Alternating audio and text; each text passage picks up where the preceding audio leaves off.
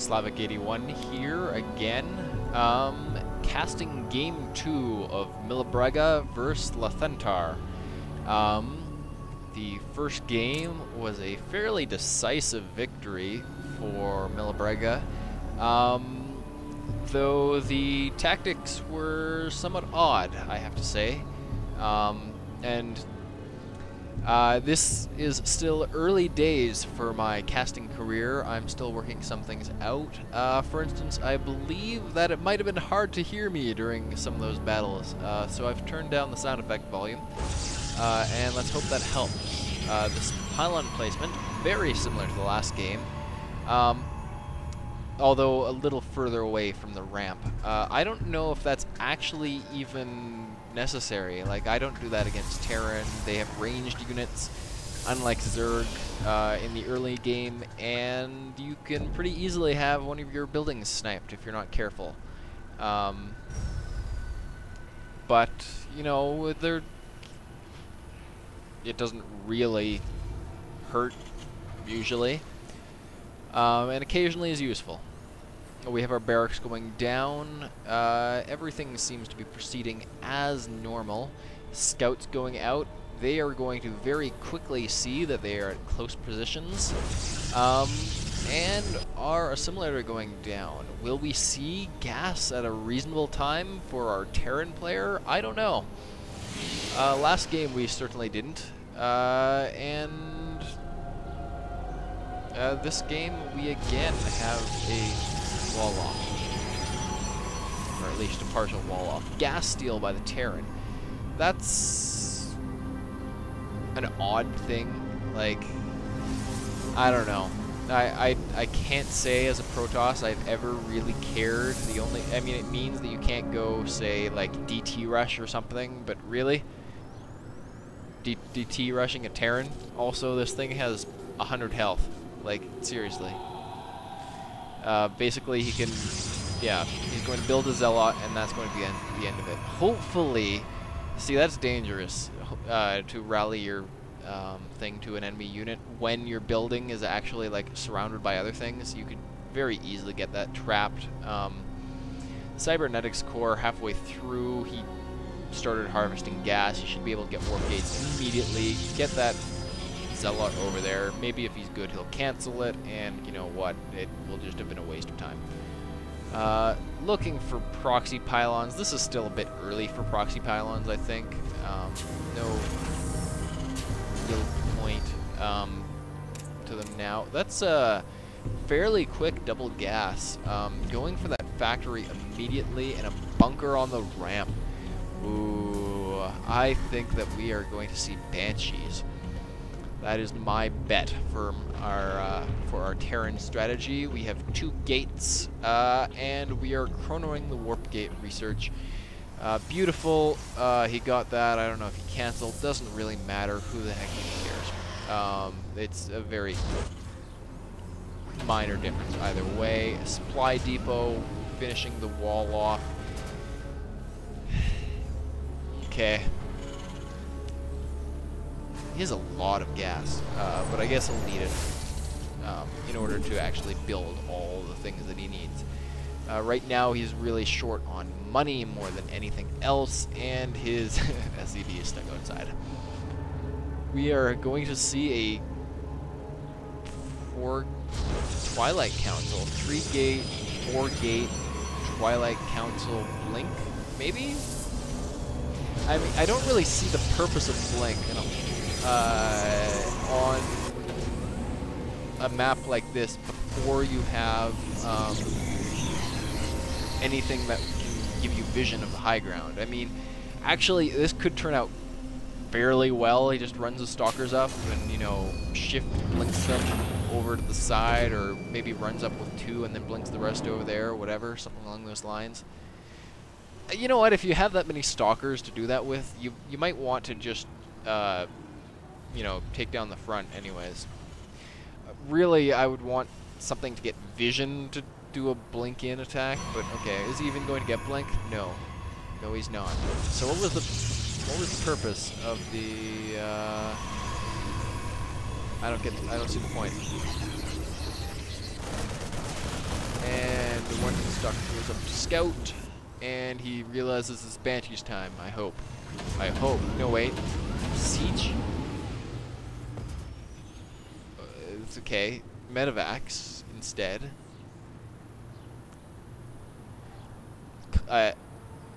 Hellion and Marine drop. Okay. Okay. I can get behind that. That's a lot of gates for one base, and yep, Blink. That's probably a little overcautious. Oh, didn't want to have to micro it, but okay, yeah. At least not until he's ready. This is going to do a decent amount of damage with most of his units down there. Blink not ready yet, so he can't blink past his own giant like wall of things. That was very nice, quick reaction on getting the probes out up there. Really, the value of this is going to be delaying mining time. The only question is if he can snipe that. That would be amazing if he had blink and could do that. But okay. Yeah, that's always the trouble. Getting the right number of guys back onto gas. But okay. Particularly when you have only, 44 APM, that's really annoying to have to deal with that junk. Still, I think that, yes, he is going to expand. That's beautiful, exactly what he should be doing, but he should not be pulling all of his units back. Not all of them. Oh, this is the terrible curse of the one control group, I think. Yeah, terrible curse of the one control group. He has lost a... Oh, you know what? They're even. Whatever. I mean, he should be way in the lead, but he just lost, Okay, he lost all the Marines of that. And everything else is fairly heavily damaged. This has been delaying mining time. That's the real advantage. He's down... How did he... Huh. Well, he lost another couple guys. Whatever. The fact that he's going to have an expansion up is huge. The real question... Oh, expansion coming over here. The real question, though, is what's going to happen with these tanks? Man, I've heard people say that tanks suck in PvP. PvP? You know what? Let's go with Protoss first. PvT. And I disagree. I actually quite like them.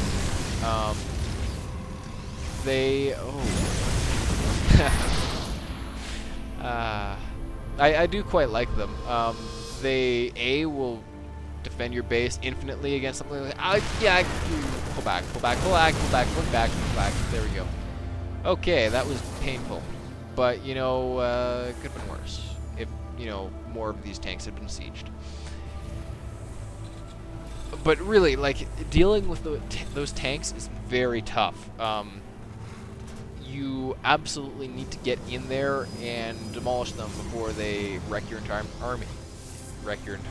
Which means that you need, well, Immortals are good. Blink Stalkers, actually, good. But still, they can be quite tough to be quite difficult to deal with, especially when there's like 6 of them. They just fire and then everything dies. Everything dies in the first salvo, and you just can't get close to them. There's not as many filler units as I would want to protect them, but nevertheless, that's still a mighty scary force heading out there. Their armies are... I would say that with that many sentries, that few number of stalkers, Lathentar would have a very difficult time dealing with this.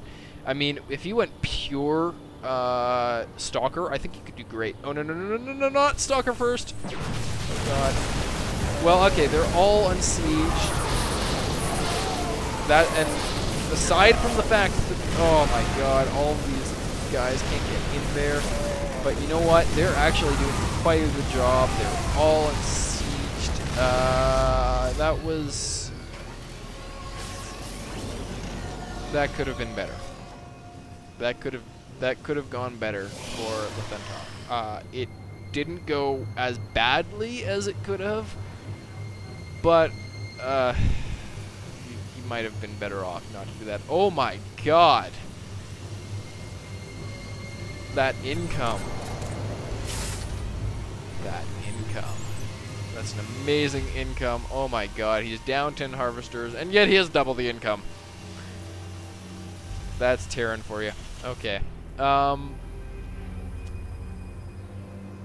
Getting a lot of gas. He can finally afford all these warp gates. He would have been way better off to have done that, well, now. His army has really been demolished. It's good that he has a great economy because he absolutely needs to rebuild it. There we go. Mules are done. The Terran economy has been, well, it's awful. And you don't need to just point it there. Okay. We have missile turrets going up. You know what? That's actually a decent idea. Going for a third base. You don't have enough, you know, SCVs for, well, more than one base. You have one base worth of SCVs.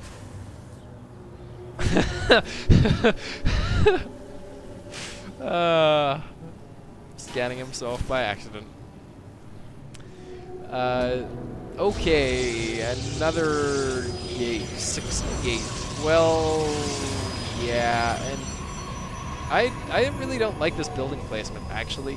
I think that's kind of awful. Everything just in a giant solid square. Sure, they can't depower it, but multiple times he has had to run all the way around this giant thing of buildings just to get at his probe line, which he doesn't leave units with. And, well, at least now there are photon cannons there guarding it, but that's an expense he would not have needed to incur had he actually left some room so that his own units could pull back to defend more easily. Yes, that opens you up a little bit more, but it's worth it, I would say, in that case. This Terran army is getting actually quite scary. This many... He has a lot of Marines, but you know what? I don't even care about the Marines. Those Marauders are just going to demolish everything that the siege tanks don't. Only 3 siege tanks now, actually. 4, maybe if that one he brings that one, and I would even probably bring at least one of those guys. He has double the army. There's no chance unless there's an immediate. Ooh, Dark Templar. How did I miss that? You know what? That could do an impressive amount of damage. It doesn't matter. I mean, the Terran. Wow. You know what? I don't know how I missed this, but this was actually a pretty impressive harassment. He is going to do more than enough damage to justify that. The only problem is that Milabrega seems to follow the Day 9 philosophy of just go fucking kill him. If he's doing something all fancy-like and harassing you in your base, you know, just go fucking kill him.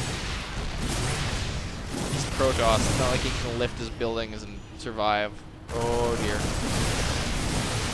I mean, yes. Yeah, I don't even know what I mean. That's the game. Kind of depressing in some ways.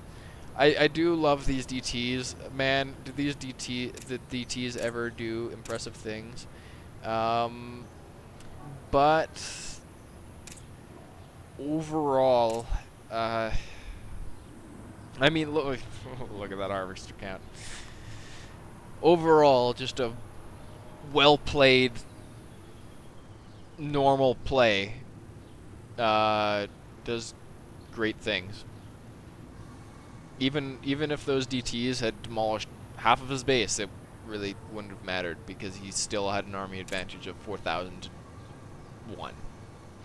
Alright, well, that is the end of this series. And that's the official endgame sneeze. So, good night.